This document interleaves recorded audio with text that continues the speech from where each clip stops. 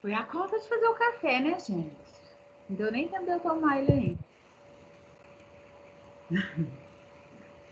Olha só.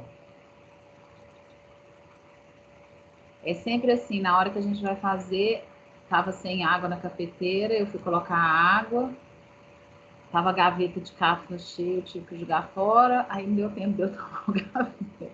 Deu tempo só de eu fazer. Olha aqui. Então, vamos lá. Então, respondendo ao Fernando, isso aqui é um pedaço de cartilagem e esse pedaço aqui é o pericôndrio, tá? Tecido conjuntivo denso ordenado, que vai ser o mesmo modelo do periósteo, tá? Fernando já tá aí? Tô sim, Ah, tô vendo. então, olha aqui, ó, olha os núcleos dos fibrócitos, correto? Eles são núcleos achatados, mais densos, e a pontinha do núcleo é fina, tá vendo? Que ele é fusiforme. Aqui nessa imagem anterior, a gente tem um pedaço do músculo liso, comparado com o conjuntivo denso, que aqui é desordenado, né? Não é o ordenado. Mas olha aqui, ó, olha a diferença do núcleo. Esse núcleo aqui é o que a gente chama de núcleo rombo. Ele tem a extremidade arredondada, Fernando. Eu queria que tivesse junto, mas aqui não pegou, porque o pedacinho de pericôndrio que pegou aqui com o músculo é muito pequenininho, não dá para ver. Mas você consegue perceber a diferença? Não. Eu consegui sim. É porque tem uma imagem sua que coloca um. Tem assim, tem uma diáfise, né? Tem um endósteo, aí depois tem o periósteo e o músculo. Dá para perceber que, né, é um músculo esquelético, tranquilo. Só que no livro tem uma outra imagem muito parecida com um músculo liso que me lembrou, mas percebendo pelo. Ele fala, né, que o núcleo é elíptico, mas dá para perceber que ele é mais arredondado mesmo do que esse que você colocou. É porque eu não sei se eu consigo compartilhar minha tela, mas realmente eu fiquei muito na dúvida assim, se me Essa colocassem duas imagem que eu imagens. coloquei, em que tá onde? Ah, quer ver? Eu acho que. Deixa Eu eu não te sei se. compartilhar a tela. Vou te É, passar o pois é. botão dele. Vai. Deixa eu compartilhar aqui para eu te mostrar. Eu vou fechar isso aqui, tá?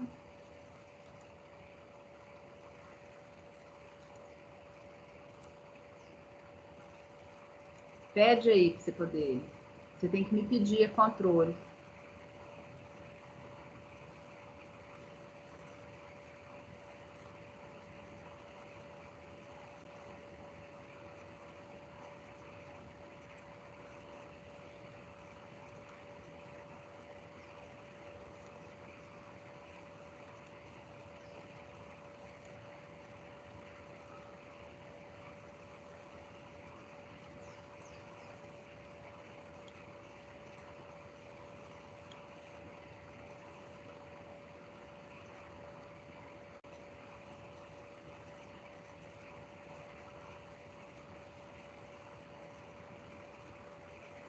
Deixa eu ver.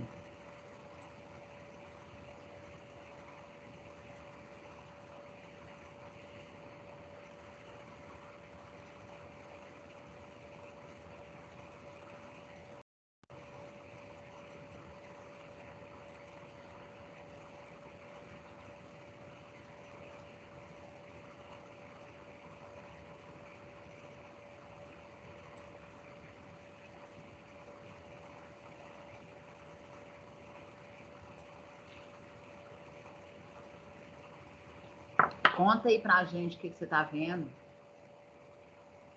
Não tá dando para te escutar, não, Fernanda. Tá com o microfone desligado.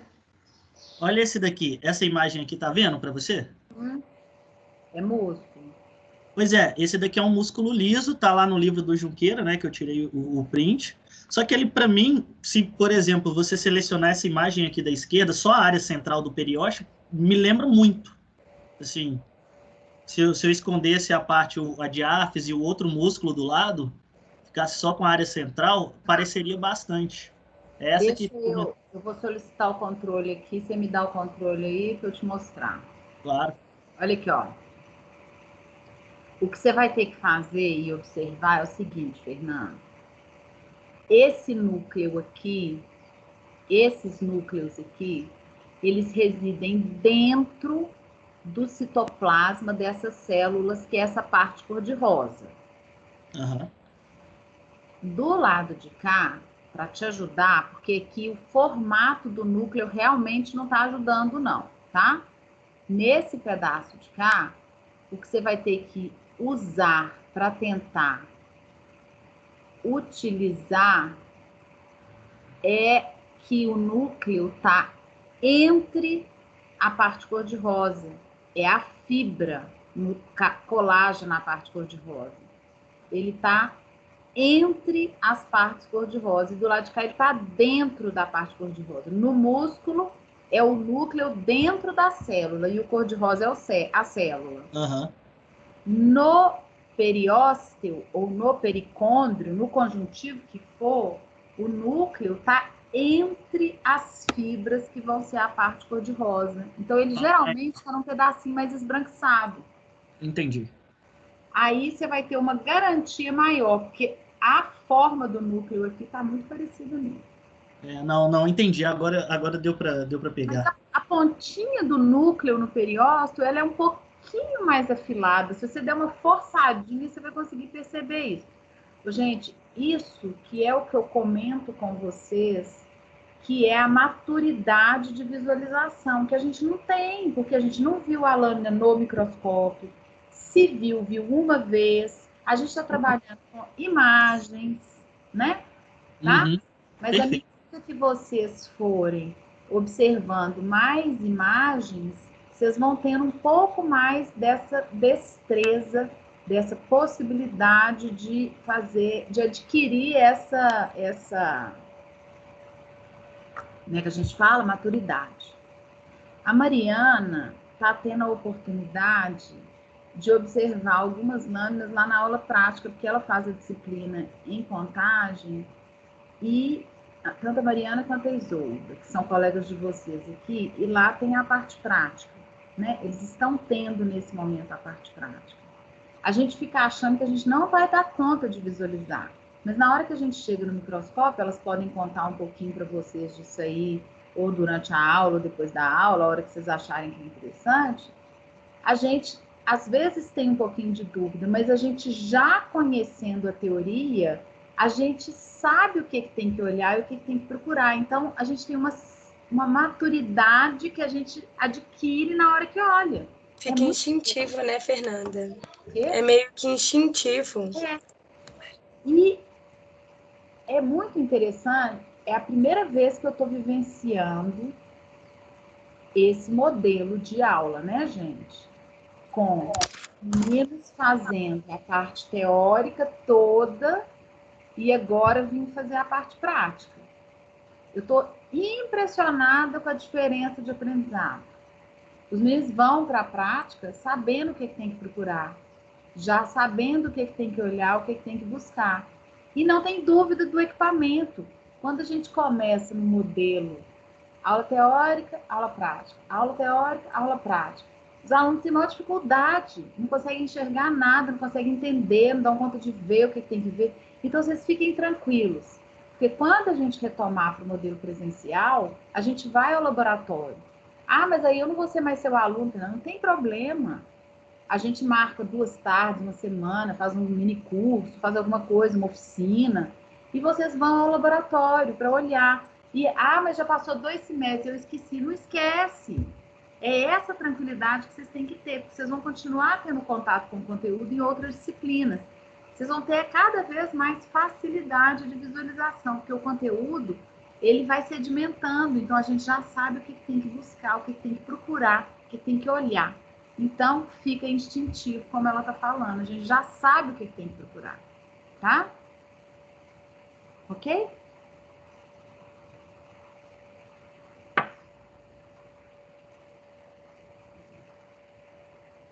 O curso de Betim não tem a parte prática, mas a gente sempre leva o aluno lá para vocês darem uma olhada, para vocês olharem. Porque o mais importante, gente, é o reconhecimento. E o reconhecimento, ele não precisa de ser no microscópio, né?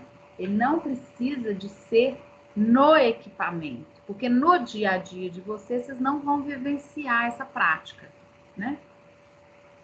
E como o entrave do equipamento é grande para muita gente, a gente optou por fazer no modelo teórico, né? Certo? Resolvido? Certo. Tudo aqui. Certo.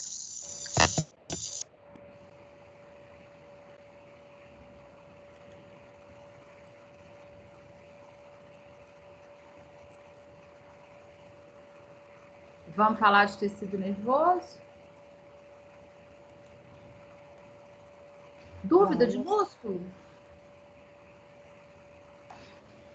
Acredito que não. Então vamos lá. E se aparecer, vocês interrompam e a gente vai tirando as dúvidas. Beleza. Olha só. A primeira coisa que a gente precisa entender nesse conteúdo é que nós não vamos estudar o sistema nervoso, histologicamente falando. Isso vocês vão estudar na anatomia e na fisiologia. Aqui, nós vamos estudar tecido nervoso. E eu coloquei esse primeiro tópico aqui para a gente aprender a diferenciar até onde temos que ir, o que a gente precisa de estudar dentro do tecido nervoso. Para a gente não entrar no conteúdo do sistema nervoso, certo? E tecido nervoso nada mais é do que neurônio e célula que ajuda o neurônio, que a gente chama de célula da glia, correto? Isso é tecido nervoso, onde a gente consegue perceber a presença das sinapses, por onde acontece a transmissão dos impulsos nervosos. E como vamos falar de células da glia, eu acho que é importante a gente conhecer um pouquinho sobre o processo de mielinização, porque é uma célula da glia que mieliniza alguns axônios dos neurônios, né? Para a gente poder ter fibras nervosas mielínicas, com bainha de mielina, e fibras nervosas amielínicas, que são os axônios sem bainha de mielina. Correto? Tá? Então, o que a gente quer estudar é tecido nervoso. Mas e como é que a gente define o que é sistema nervoso, até onde que eu tenho que ir, o que eu tenho que estudar? Então, nós vamos estudar as células e o que elas executam. Nós não vamos estudar a consequência desse processo. Então, nós vamos entender que o neurônio transmitiu o impulso para essa célula. Mas nós não vamos nos preocupar aqui com qual resposta essa célula que está recebendo o impulso nervoso vai trabalhar, com o que ela vai fazer a partir daquele estímulo nervoso. Porque isso, sim, é sistema nervoso. Aí a gente precisaria estar entendendo essa rede de comunicação que o tecido nervoso promove no nosso corpo, levando ao controle de praticamente tudo que a gente faz, tá? Então, nós vamos focar no neurônio, nos neurônios, na verdade, na célula da glia. Vamos quebrar aquela ideia de conceito de sinapse errado que a gente aprende no ensino médio, que é a transmissão do impulso nervoso. Se ela fosse a transmissão do impulso nervoso, não teriam esses dois tópicos aqui no slide inicial, né? E vamos compreender um pouquinho de mielinização, tá? Entenderam, então, a diferença do tecido nervoso para o sistema nervoso? Entendemos. Ficou tranquilo? O livro é misturado, tá, gente? Na hora que vocês estiverem estudando pelos livros, ele não faz essa separação. Ele começa falando de tecido nervoso, aí ele fala do impacto daquilo para o organismo, aí ele já está falando de sistema nervoso. Então, filtrem bem os conteúdos na hora que vocês estiverem estudando nos livros essa parte de tecido nervoso, tá?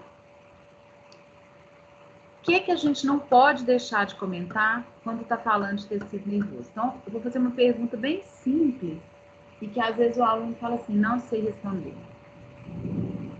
Qual é o papel do tecido nervoso no nosso corpo? Não é do sistema nervoso, não, hein? É do tecido nervoso. O que tecido nervoso faz?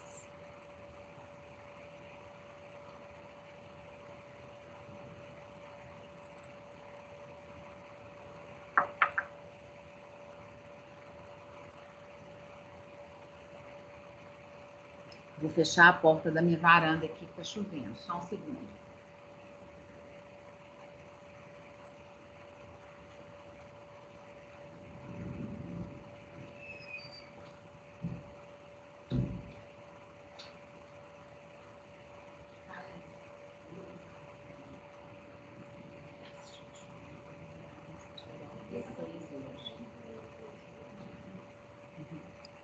Fernanda, Oi. pode ser de rede de comunicação? Aí é sistema.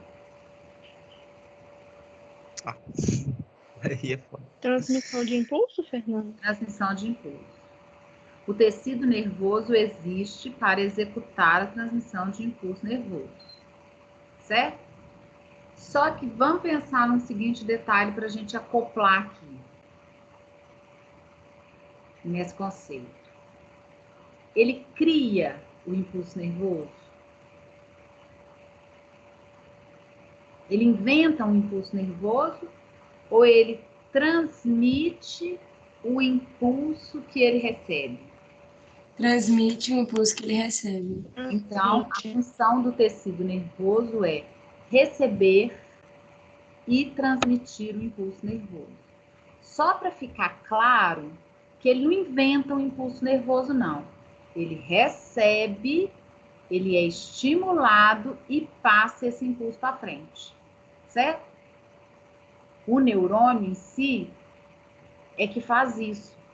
Mas para ele dar conta de fazer isso, ele precisa de todas essas outras células que estão trabalhando junto com ele, para ele ter um ambiente favorável para executar essa função dele, que é a função do tecido nervoso, receber e transmitir impulsos nervosos, tá?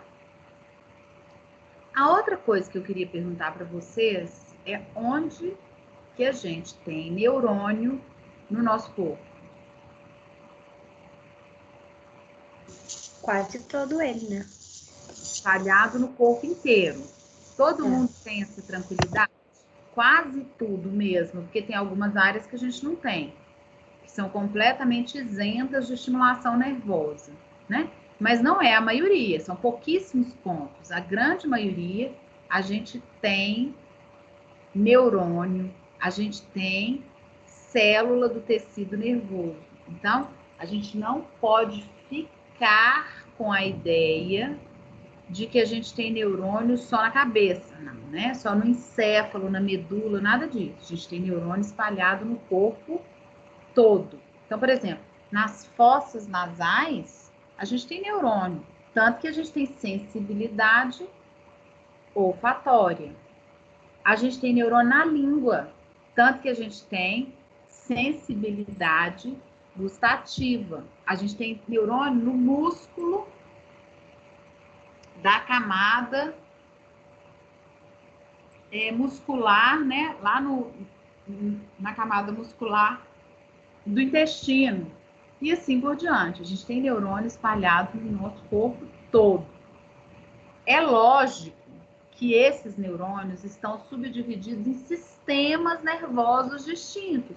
O que está no encéfalo, o que está na medula, são neurônios do sistema nervoso central. O que está na língua, o que está na área olfatória, são neurônios do sistema nervoso periférico. Tem simpático, tem parasimpático e assim por diante, mas é tudo neurônio. Então, eles estão espalhados no nosso corpo todo. Aqui estava só começando a chover, agora, peraí, que eu vou ter que fechar até o basculante lá em cima.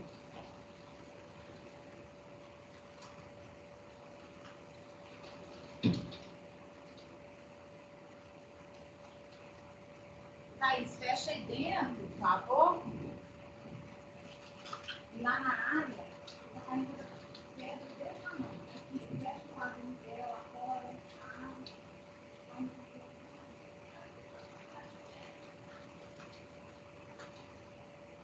Pronto, voltei. Você avisou, né, Fernando?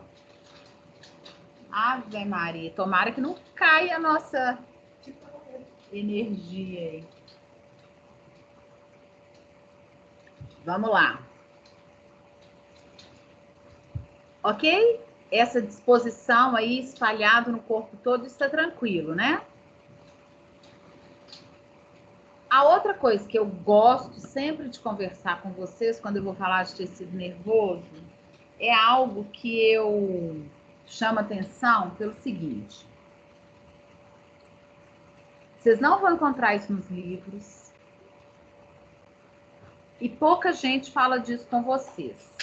Mas, para mim, isso é o mais importante quando a gente fala de tecido nervoso hoje, porque está sendo muito estudado, já está comprovado e a gente tem dificuldade de aceitar o que é novo, né? A gente fica muito preso às informações antigas e sempre contestando o novo, porque gera mudança de conceito, mudança de conteúdo, e a gente não pode, ainda mais na área médica, ficar com essa limitação, né?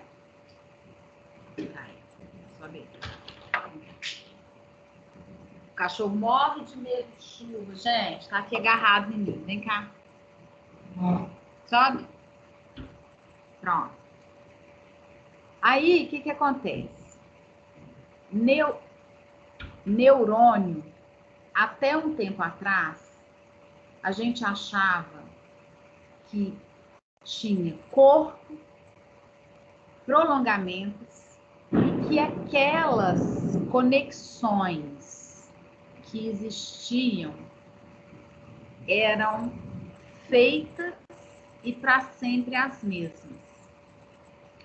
Hoje a gente sabe que não é mais assim, isso é que é novo e que as pessoas têm dificuldade de aceitar. E esse conceito é chamado de plasticidade neuronal.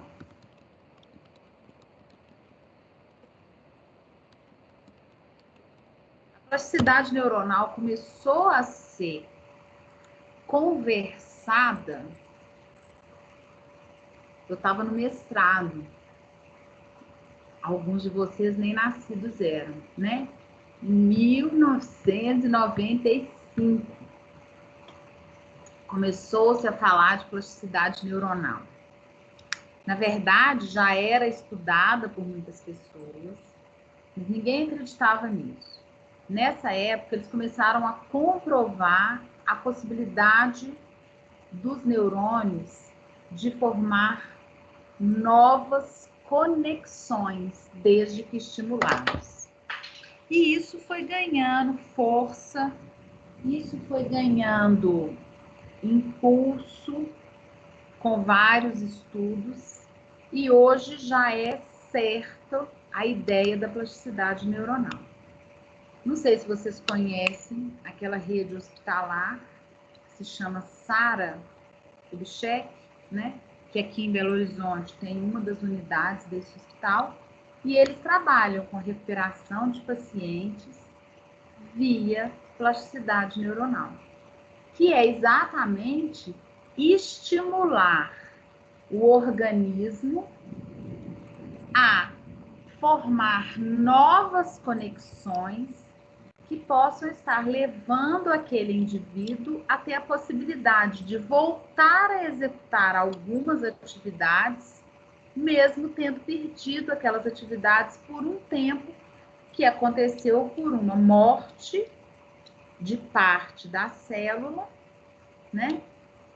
Uma lesão, mas com possibilidade de recuperação. Então, presta atenção na diferença. Para ter a possibilidade de acontecer a plasticidade neuronal, eu não posso destruir o neurônio. Eu tenho que ter destruído apenas as comunicações dessa célula com outras células. O corpo do neurônio com o núcleo permaneceu intacto. Só que o axônio, por exemplo, foi desfeito, as conexões foram desfeitas, e eu estimulando esse neurônio, ele pode refazer essas conexões ou, inclusive, formar novas conexões. Isso falando de recuperação de lesão, né? E isso começou a ser estudado, muito estudado, com o pessoal da neurociência, porque eles começaram a perceber que eu não precisava de ter lesão nenhuma, mas se eu estimulasse os meus neurônios, eu tinha a possibilidade de formar novas conexões. E aí o pessoal que trabalha com neurobiologia do aprendizado começou a estudar isso e conseguiu perceber que, dependendo do estímulo, você melhora essa rede de comunicações e melhora o seu resultado. E que, no caso, o resultado deles era o quê? Aprendizado. Então, eles começaram a criar táticas, técnicas para aumentar essas possibilidades. Correto? O que aparece de entrave? Claro, ele outro dia foi dar palestra para a gente lá no curso de biomedicina. Ele mexe com isso, lá na UFMG, exatamente. Tá? Ele é ótimo, inclusive.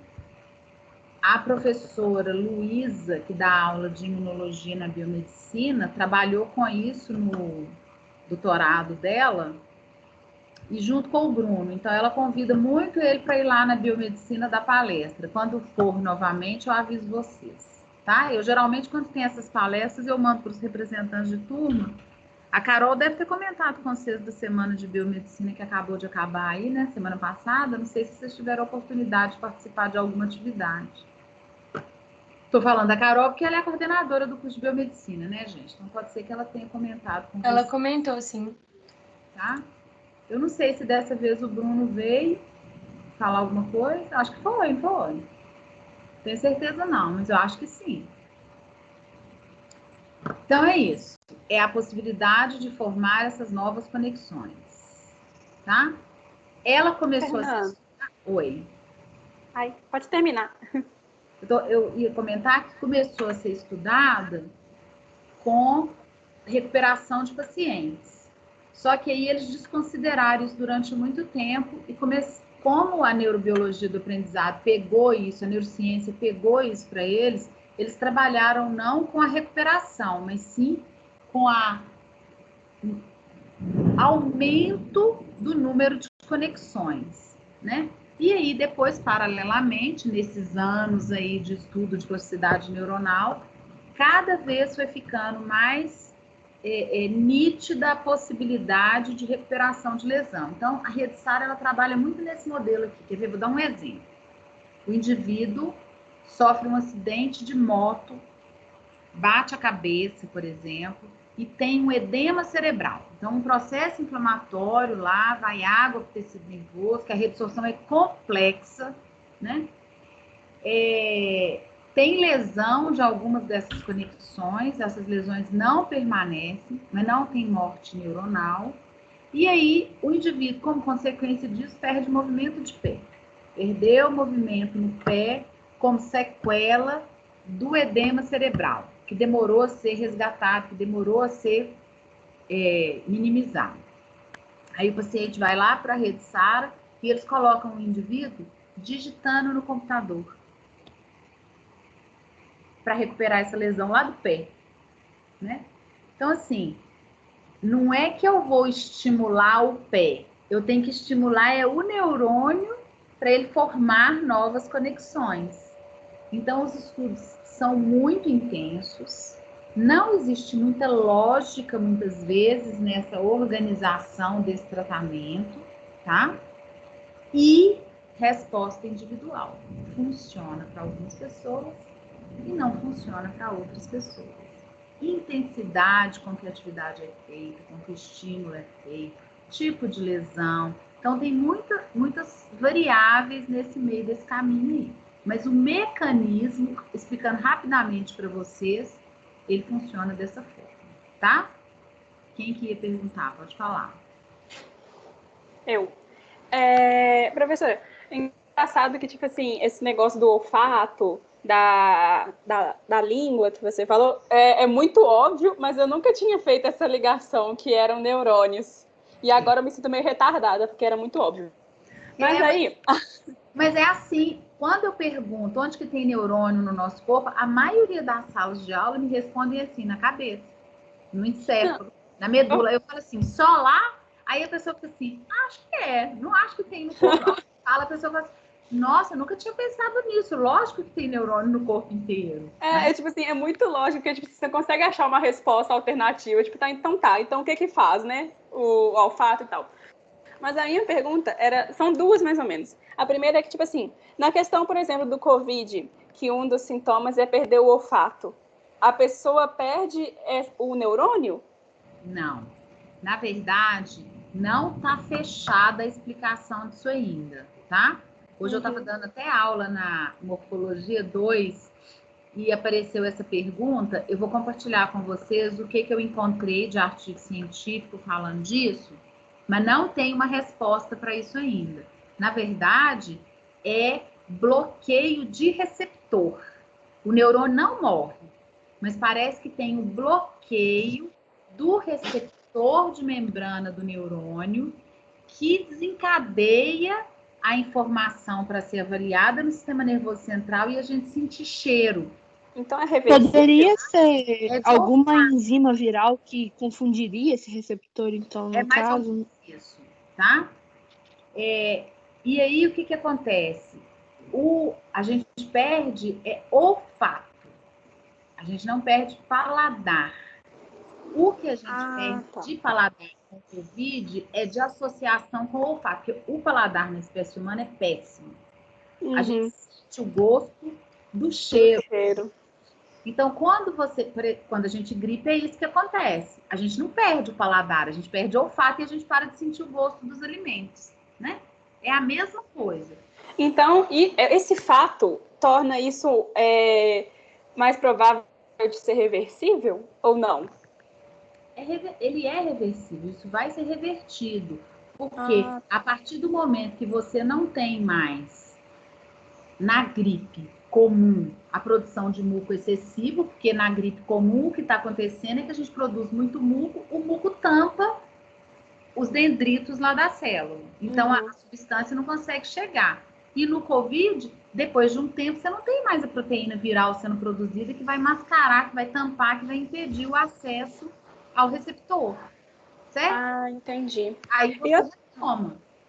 E outra coisa, como é que a gente descobre? Antes, isso ainda não está fechado, tá? Eles acreditam que o mecanismo seja esse. Pode falar. E a outra coisa é que, tipo assim, como é que a gente sabe, possibilidade seria de essas proteínas lesarem? Oi, Fernanda. Oi, peraí. Posso falar? Como é que a gente sabe ou descobre que se o neurônio morreu ou se as ligações que foram desfeitas? A gente não... Depende da posição da lesão. Não tem muito jeito. Aqui, ó, por exemplo, se você levar um tiro, a bala não passou na medula, mas ela passou muito próximo da medula, mas o calor dela levou à morte neuronal daqueles neurônios da medula daquele lugar, lá embaixo, perto da sua região lombar. Então, todos os neurônios daquela região morreram, você vai perder conexão dali para baixo. Então, você perde os movimentos dos membros inferiores.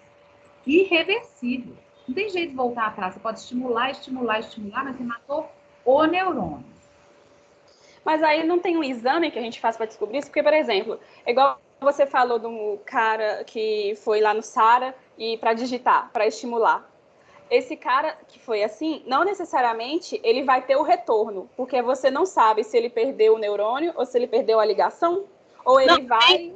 Você vai avaliar a intensidade da sequela. Tem como você ver, sim, porque nesses exames de imagem, você consegue perceber se houve ou não morte neuronal. Você não consegue ter uma noção perfeita disso, porque para você ter uma noção perfeita disso, você precisa de pegar um pedaço daquele tecido e fazer o corte histológico, né? Aí você não vai fazer isso, mas você consegue ter uma ideia.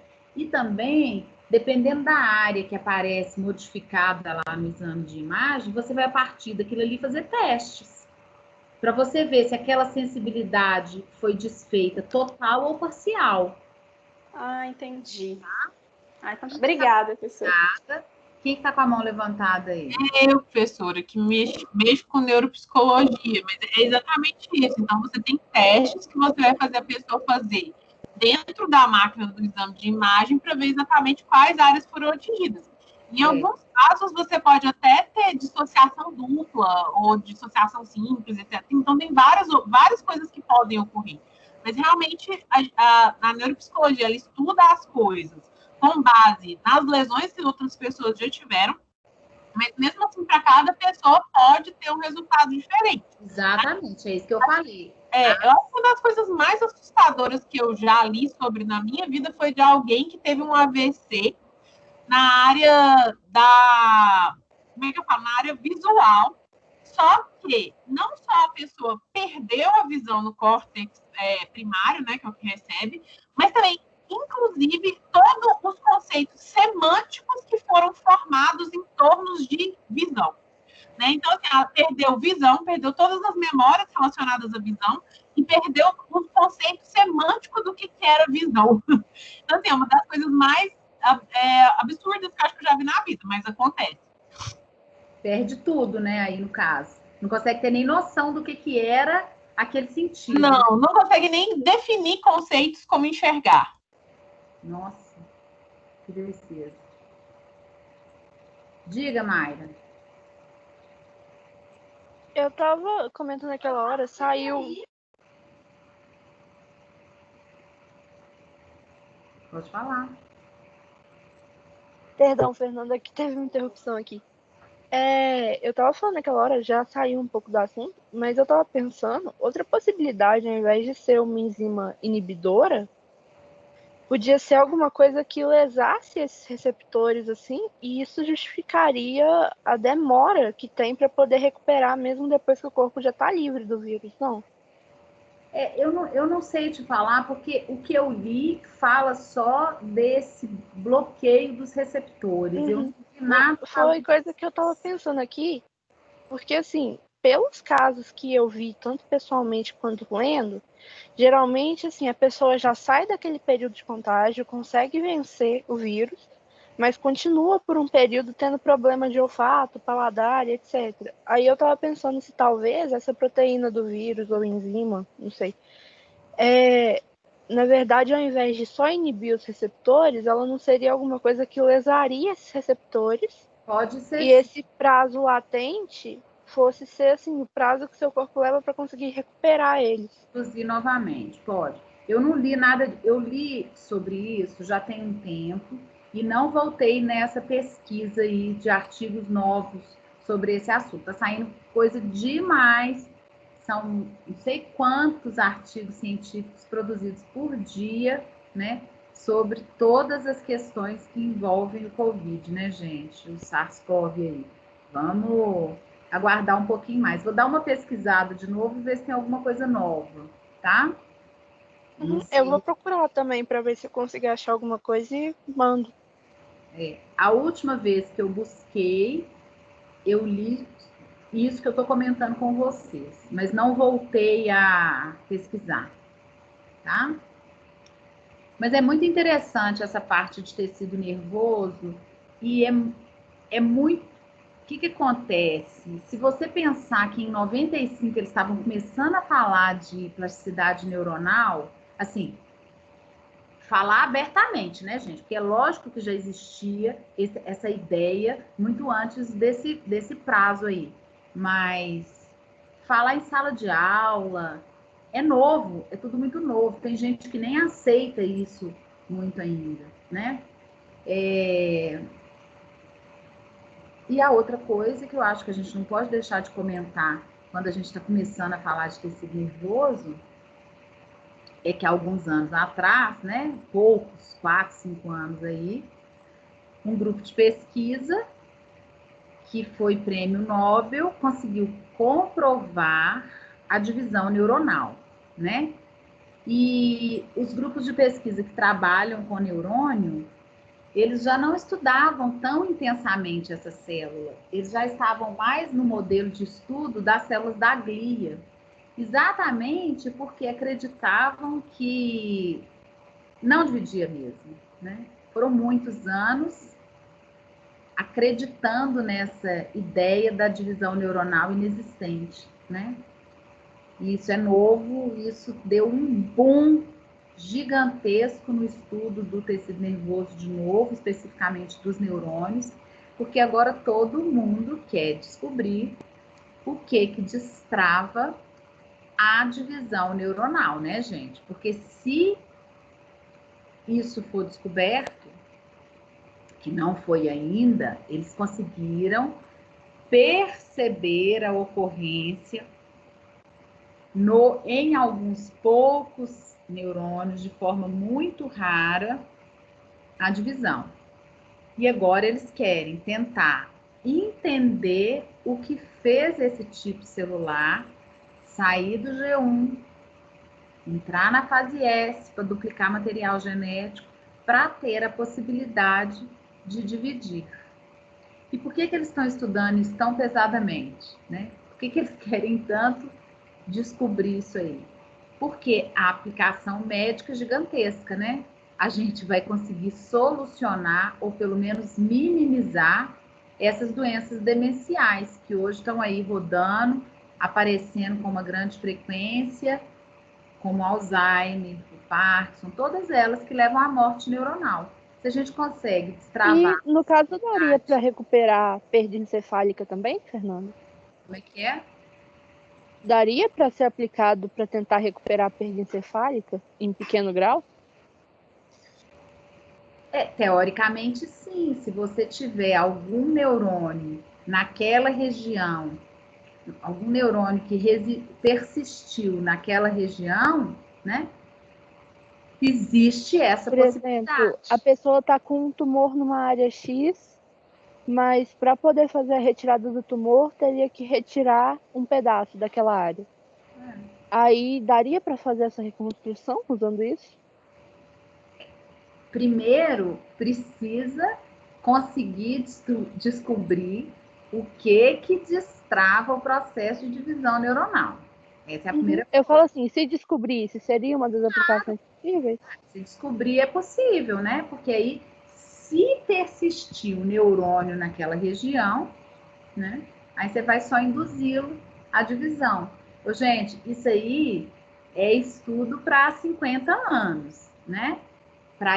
Se bem que hoje as coisas estão acontecendo tão rapidamente que a gente nem sabe. Mas eu acho que para chegar nesse modelo, a gente precisa primeiro descobrir o que acontece para ocorrer essa divisão neuronal, o que pode desencadear isso, qual a consequência disso, como que você vai estimular esses neurônios que estão surgindo da divisão neuronal a formar novas conexões. Então, toda essa parte da plasticidade neuronal precisa estar mais desenvolvida, mais à frente, porque hoje ela é feita muito tentativa e erro, né? Não se conhece muita coisa disso ainda. Claro que as pessoas que estão à frente do processo têm muita noção e conhecem muito, sim, sobre isso. Mas não existe um protocolo, né? Até porque tem a variação individual mesmo, tá? Existe, sim, essa possibilidade, Mária, mas é algo, assim, que tem muitos passos para chegar nisso, né? Mas a gente não pode desconsiderar essa possibilidade, né? Eu acho que o foco hoje, inicial, é exatamente na possibilidade de recuperação dessas doenças demenciais, né? Que estão aí, que as pessoas estão ficando muito assustadas, que estão aparecendo com uma frequência muito grande. Claro que estão aparecendo com uma frequência muito grande, né? A gente aumentou o tempo de vida, né? A gente vive hoje muito mais tempo e a gente tem uma série de fatores que muitas vezes colaboram para a morte neuronal, né? Então, são duas coisas acontecendo simultaneamente, uma prolongando a vida da gente, então os neurônios já vão morrer naturalmente mesmo, né? Porque a cada dia que a gente envelhece, a gente está perdendo neurônios, com certeza. E além disso, a gente está aumentando, tem um aumento significativo de estímulos aí que acabam aumentando a morte dos nossos neurônios, né, gente? Não tem jeito da gente fugir disso aí, tá? Então, tem coisas boas e a gente tem que pensar nelas, né? Muita coisa interessante acontecendo. Isolda, se você souber de coisa nova, traz pra gente, já que você está nessa área, que você trabalha muito com isso. A única coisa que eu lembro aqui, que eu fiquei assustada, mas eu acho que alguma outra professora já falou isso aqui, foi que há indícios de que a doença de Alzheimer ela começa na infância, para ter a deterioração tão grande que tem ao final da vida. Então, isso é uma das coisas que eu ouvi e fiquei muito chocada. Né? Não nada comprovado ainda, mas já é uma hipótese que estão trabalhando. Porque o dano é tão grande que não faria sentido ser tão rápido. Porque o processo de morte neuronal, ele é com o envelhecimento, ele é um processo lento, né? Ele não é um processo de uma hora para outra, né? O que eles têm falado muito, Isolda, que eu escuto, assim, quando eu falo escuto, é que eu tô lendo, tô vendo, né? Aparecendo, é que não existe o Alzheimer de origem única, simples, que seria simplesmente a morte neuronal com aquela causa, que ele vai ser sempre associado, então, de origem múltipla, né, de fatores múltiplos, que aí entra a questão genética, entra a... Ambiental, tudo. Tudo, né, comportamental, tudo. E essas questões que se associam, elas têm trazido o desencadeamento dessas demências muito de uma hora para outra. Então, o indivíduo hoje está numa condição clínica, semana que vem ele está numa condição clínica completamente diferente. Que isso tem aparecido cada dia mais de forma muito drástica, né? O paciente esquece tudo de uma hora para outra, né? E eles têm falado muito nessa questão de causa múltipla, sempre, sempre. Eles estão cada vez mais excluindo aquela ideia da causa única, biológica mesmo. E aí vai ficando muito diferente, né? Tem que reestudar muita coisa para compreender. Imagina se ela começa na infância, o tanto de coisa que a gente poderia estar fazendo para proteger para melhorar a qualidade de vida desse paciente lá na frente, mas você já está traçado a ter aquilo ali numa fase mais avançada, mas se você tem a condição de buscar essa condição comportamental para poder, ou até mesmo né? farmacológica, às vezes para postergar o aparecimento. É isso mesmo, né? E minimizar as condições que levam o processo ficar mais acelerado, né? Por exemplo, no Parkinson, a gente sabe que tem uma questão química com... Como é que chama aquele negócio que a gente coloca na planta para não ter bicho? Agrotóxico. Muito significativo, né? Os pacientes que desenvolvem Parkinson jovens, jovem assim, depois dos 40, 50 anos, mas que ainda não estão numa fase mais avançada, a maioria dos casos tem relação com a intoxicação, que não precisa de ser de intoxicação mesmo, pode ser só de consumo alimentar, com agrotóxico, né? Então, essas ligações, se a gente consegue comprovar algo começando lá desde a infância, você consegue proteger muito mais aquele organismo, né? Então, que é a condição comportamental mesmo, né? Eu vou evitar de usar aquilo ali. Eu vou aumentar a minha atividade física para melhorar isso. Eu vou trabalhar com a ingestão de tal alimento que vai me favorecer. Eu vou fazer aquela atividade física cerebral constante, né? Aumentar o tempo de leitura, diminuir a utilização do equipamento eletrônico e assim por diante. Aí é uma escolha individual, né? Que é o que a gente fala sempre com relação à atividade física no dia a dia da gente. A gente pode escolher X ou Y. E se você tem essa clareza tão grande aí na questão neuronal, você vai também poder ter a escolha, né? Eu já tinha escutado isso, Isolda, mas é muito louco você pensar, né? Que você já nasce. Mas, professora, muito do que eu estou aqui, inclusive, é por causa de neuroanatomia, né? Porque a gente, de neuroanatomia e neuropsicologia, que a gente fica extremamente perdido, porque realmente não existe um corpo de trabalho igual, sei lá, anatomia ou alguma coisa assim, que você pode falar, não, isso aqui já está mais ou menos decidido, né? Eu lembro muito que uma das primeiras aulas de neuroanatomia, o professor falou alguma coisa do claustro. Aí eu falei, tá, o que ele faz? Ele falou, ninguém sabe. Aí eu falei, meu Deus, como tem campo para pesquisa, sabe? E cada dia surge uma coisa nova, uma coisa diferente, né? Por exemplo, o pessoal do Rede Sara, eu sei porque eu tenho colegas que trabalham lá, eles estavam numa linha de estudo completamente diferente há 10 anos atrás do que eles estão hoje. Exatamente por conta dessa questão da divisão neuronal. Eles mudaram completamente a linha deles de estudo, né?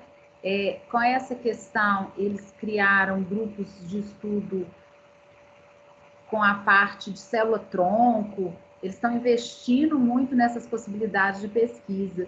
E aí aparece uma coisa nova, você tem outras milhões de possibilidades de estudo e de conduzir isso aí, né? Mariana está colocando aqui, ó, um artigo aí para a gente poder depois entrar, onde está falando exatamente aí dos primeiros sinais na infância, esse estudo indicando isso. Muito bom. É isso. Vamos pegar aqui, gente, o neurônio. Essa parte da embriologia que nós vamos trabalhar ainda, eu volto nisso com vocês depois, quando a gente estiver falando de diferenciação de neuroectodermo, tá? Eu vou deixar isso pendente aqui, porque a gente não viu nada de embriologia ainda. Mas eu acho que dá pra gente, nesses minutinhos finais aqui, pegar o neurônio. A primeira coisa que eu quero fazer com vocês é pra gente ter a clareza de que essa célula, ela se subdivide em 3 partes, que a gente chama de corpo, que também pode ser denominado pericário, como está escrito aqui, ó, que é onde a gente tem o núcleo do neurônio, e a gente começa a aula amanhã chamando a atenção das características morfológicas desse corpo do neurônio, porque a gente tem que acostumar com a ideia de que tem neurônio no corpo todo, e quando eu estou lá no corte de língua, como é que eu vou saber que aquilo é um neurônio? Porque quando eu estou lá no tecido nervoso, eu não tenho dúvida, né, gente? Eu estou vendo um corte de encéfalo, eu bato o olho, eu sei que aquilo é um neurônio. Mas e quando eu estou num corte de língua? Quando eu estou num corte de intestino? Quais são as características morfológicas que vão me garantir que aquela célula que eu estou olhando é um neurônio? Então, amanhã nós vamos começar falando disso. Mas primeiro a gente precisa de entender que o neurônio ele se subdivide, então, nessa parte que a gente chama de corpo ou pericário, que é onde tem o núcleo e, claro, o comando da célula está ali, né? Desse corpo saem inúmeros prolongamentos. Vários desses prolongamentos se ramificam muito intensamente E todos esses prolongamentos que ramificam muito intensamente, eles apresentam quase que exclusivamente membrana plasmática e são chamados de dendritos. Estão aqui exatamente para aumentar a área de membrana desse neurônio, né? E além desses prolongamentos que ramificam intensamente, um dos prolongamentos é longo, não ramifica, com exceção da extremidade, da pontinha dele, certo? Esse prolongamento que é longo e que não costuma se ramificar intensamente é o axônio. A extremidade do axônio é que é a responsável por transmitir o impulso nervoso. É através dessa pontinha aqui que o estímulo nervoso que esse neurônio recebeu passa para a célula seguinte, é levado à célula seguinte, tá? Aqui, ó, os dendritos aumentam a área de membrana exatamente para que esse neurônio consiga ter a chance de receber mais impulso nervoso, sempre trabalhando com aquela ideia de que ele vai transmitir o que ele está recebendo. E a gente não pode esquecer que a gente comentou na aula passada o que é impulso nervoso para a célula, considerando a ideia biológica, né? Então, quando eu digo que esse neurônio recebeu um impulso nervoso, eu estou falando que aconteceu o que nele? A sua membrana plasmática tornou-se despolarizada. E quando eu digo que esse neurônio transmite o impulso nervoso para a célula seguinte, ela pode ser um outro neurônio, uma célula muscular, uma célula glandular, eu digo que esse neurônio está liberando um neurotransmissor que vai se prender à membrana dessa outra célula e que vai fazer o que nessa outra célula? Despolarizar a sua membrana. Se a gente consegue ter essa clareza, essa parte de tecido nervoso, ela começa a ficar muito mais fácil do que um grande tabu que existe em volta disso, de que transmissão de impulso é difícil, que a gente não consegue entender. É muito simples. Quando eu falo que o neurônio recebeu um impulso nervoso, eu estou falando que a membrana plasmática dele tornou-se despolarizada. E quando eu digo que ele está transmitindo o impulso nervoso, a única coisa que vai acontecer é que ele vai fazer com que a membrana plasmática da célula seguinte a ele, ou seja, a membrana plasmática que vai receber os neurotransmissores na sua membrana, nos seus receptores, vai se tornar despolarizada, né? Porque a gente aprendeu que biologicamente o impulso nervoso é a despolarização de membrana, tá? Então, a partir do momento que a gente entende o neurônio dessa forma, fica muito simples. Aqui no corpo, nós vamos falar do corpo amanhã, os dendritos, prolongamentos que tem quase que exclusivamente membrana, exatamente para esse neurônio ter a chance de receber mais impulsos nervosos, e o axônio, prolongamento por onde vai acontecer a transmissão do impulso nervoso. A gente está acostumado a ver o neurônio assim, com esse formato, né? Aqui um outro neurônio representado, mas no mesmo formato. Mas a gente tem vários tipos de neurônio. A gente precisa tirar a ideia de que só essa célula é um neurônio, né? Esses vários tipos de neurônio têm critérios para classificá-los. Esse critério aqui representado, por exemplo, é o número de prolongamentos que saem do corpo desse neurônio. Quantos prolongamentos estão saindo do corpo desse neurônio? 2, olha aqui, ó. Um aqui para cima, que ramifica, e um aqui para baixo, que ramifica só na ponta.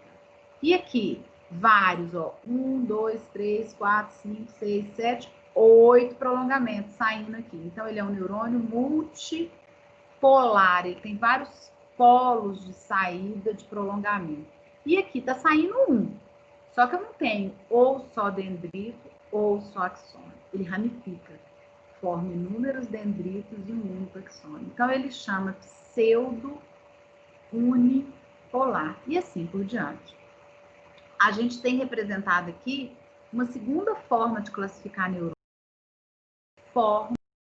Um segundo critério, né? Forma do pericário. Olha lá. Esse corpo desse neurônio aqui é oval. Esse corpo desse neurônio aqui é estrelado. Esse corpo desse neurônio aqui é esférico. E esses são tipos distintos de neurônio, de acordo com a forma do pericário. Neurônio ovoide, neurônio estrelado, neurônio esférico, neurônio piramidal, neurônio piriforme e assim por diante, tá? Então, a gente tem muita coisa para estudar dentro desses neurônios. Chamei atenção aqui hoje de... A gente tem muita coisa para estudar ainda, mas o que a gente falou aqui hoje? Das partes do neurônio. A gente não chamou atenção detalhada das características morfofisiológicas de cada uma dessas partes e de alguns tipos de neurônio que a gente tem que estar atento. Por exemplo, número de prolongamentos, forma do pericário. A gente tem classificações relacionadas à parte fisiológica, neurônio sensitivo, neurônio motor, interneurônio. Então, tem muitos tipos de neurônio, tá? O que nós vamos fazer amanhã? Amanhã nós vamos falar mais dessas partes aqui, tanto morfofisiologicamente, para caracterizá-lo, chamar a atenção dos tipos e como que a gente identifica as células da glia, conceituar sinapse e transmissão de impulso, compreender. Isso aqui, ó, é fisiologia.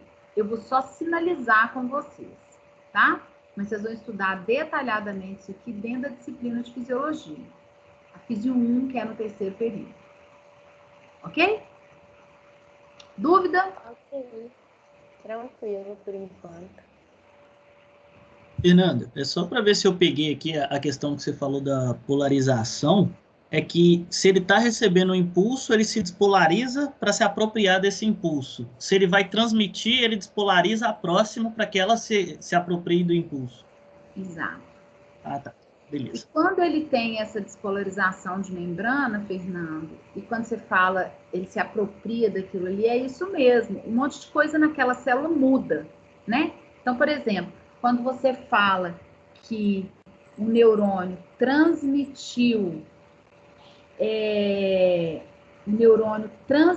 o impulso para uma célula muscular, como que ela se apropriou daquilo ali? Ela liberou o cálcio no citosol. E essa liberação do cálcio fez com que aquela célula contraísse, né? Quando você faz isso para um outro neurônio, você vai gerar a liberação de neurotransmissor. E a consequência disso qual que é? Ele vai dar conta de transmitir o impulso para uma outra célula, que pode ser, de novo, um outro neurônio, ou que pode ser uma célula glandular, para ela secretar saliva, por exemplo, e assim por diante. Tá? Tá bom, obrigado. A gente não terminou neurônio, não, viu? A gente ainda vai falar bastante de neurônio, Davi. 9. Que é isso? Ah, tá, Mariana. Nós vamos ter bastante hora de... Amanhã. Aí a gente finaliza. Depois Saí vão... apertando 700 mil números aqui. Depois vocês busquem outras disciplinas que vocês estudam mais, neurônio, tecido nervoso, sistema nervoso, fisiologia, neuroanatomia, toda essa parte aí. Aí, semestre que vem já tem neuroanato. Estou ansiosa. Isolda vai me dar uma aula, né, Iso? Eu passo os contatos, todos que quiser. Inclusive, tem um monte de curso de extensão, que muitas vezes o programa de pós-graduação em neurociências lá faz, que é muito legal de frequentar. Nossa, pode passar todos os contatos. Não tem como você estudar eu diria, neurologia de uma forma geral, não tem como você estudar sem estudar psicologia junto, sabe? Então, assim, é muito legal. É isso aí. Uhul! Beijo, professora. Até amanhã. Tchau, gente. Amanhã a gente continua às 13h30, né? E aí, na outra segunda, a gente vai até às 18 também, tá? Vocês me lembrem. Tá bom, Um abraço. fechou, Fernanda. Tá bom. Beijo. Vou Obrigada, encerrar a professora. gravação aqui.